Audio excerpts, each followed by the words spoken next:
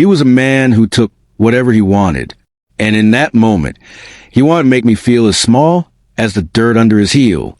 When the sole of his expensive shoe hit my side, I didn't just feel pain.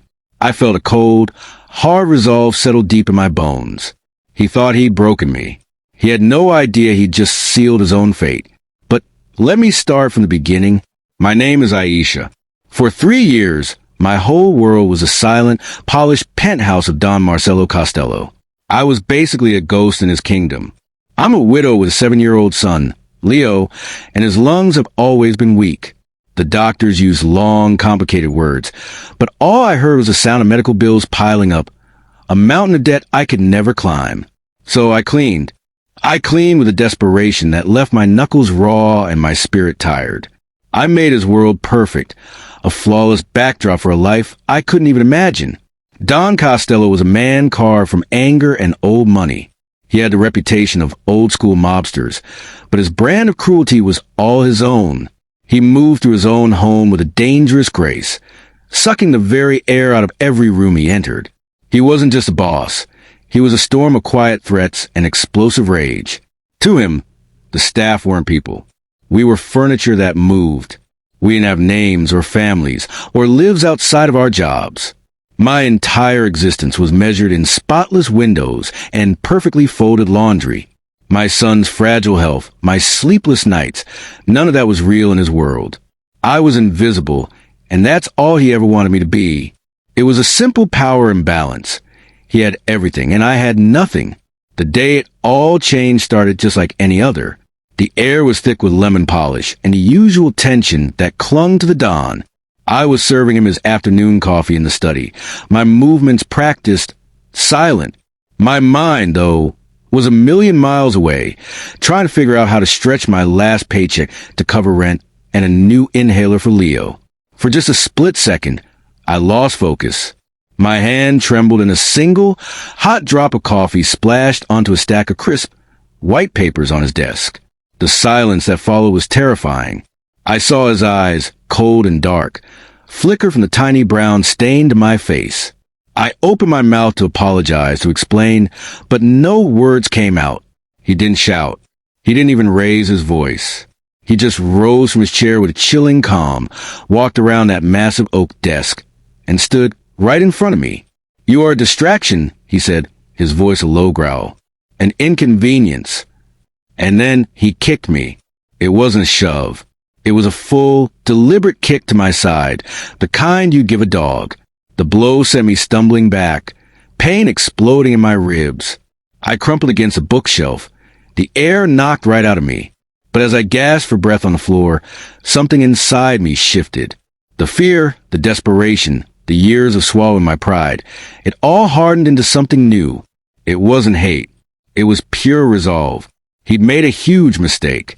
He thought he was kicking some worthless maid. What he'd really done was awaken a woman with nothing left to lose. That night, I couldn't sleep. The pain in my side was a fire, but the cold purpose in my heart was stronger. Just killing him would have been too easy, a release he didn't deserve. No, my revenge had to be a lesson. He needed to be humbled. I thought of my grandmother. She was from the old country and believed the earth held remedy for the soul as much as the body. She'd left me her small leather-bound book of herbal recipes. Tucked in the back, written in a faded, spidery script, was a recipe she called the humbling. It was a complex blend of a rare, bitter root and the dried petals of flower that bloomed only under a full moon. It wasn't a poison. My grandmother was a healer, not a killer. The book claimed the mix brought on a powerful, clarifying fever, a sickness that stripped away pride and forced you to see the world not as you are, but as you've made it for others. It was probably just a myth, a piece of folklore, but it was all I had. For a week, I gathered the ingredients, my heart pounded with a mix of terror and grim satisfaction. I found the root in a dusty little apothecary in a forgotten corner of the city. I spent a whole night waiting for the moon to be just right, harvesting the petals from a plant in the community garden. I ground them into a fine, dark powder that smelled of dirt and rain. The moment came on a Tuesday. Don Costello had a ritual, a glass of expensive whiskey in his study before bed. His guard was down. With trembling hands, I slipped into the study while he was on a call. The decanter of whiskey sat on the bar, glowing amber in the lamplight. It took less than a second. I uncorked the stopper, tipped the dark powder into the golden liquid, and swirled it. The powder dissolved without a trace. My part was done. Now I just had to wait. He drank it. I watched in the shadows of the hallway as he poured the glass and took a long swallow. For a moment, nothing happened. My heart sank. It was just a foolish old story. I'd failed, but then, an hour later, the first sign. A single, violent cough echoed from the study. Then another, when a bodyguard checked on him. He found the Don slumped in his chair, his face flushed and beaded with sweat. A raging fever had taken hold. The next few days were pure chaos. The best doctors in the city were called in, but they were baffled. They couldn't find any reason for the sickness that was wrecking his body. But this wasn't some ordinary illness. This was a humbling. Don Costello was consumed by hallucinations, visions forged from his own cruelty. I heard him crying out in the night, begging for forgiveness from a business partner he betrayed decades ago. I heard him screaming as he relived a rival's last moments, not as a killer, but as the victim. Most importantly, he started to see through my eyes. He'd mumble about the cold fear of seeing a doctor's bill you can't pay. He cried out Leo's name, feeling the phantom pain of a child struggling to breathe. He was living the quiet desperation he forced on so many others, and it was breaking him.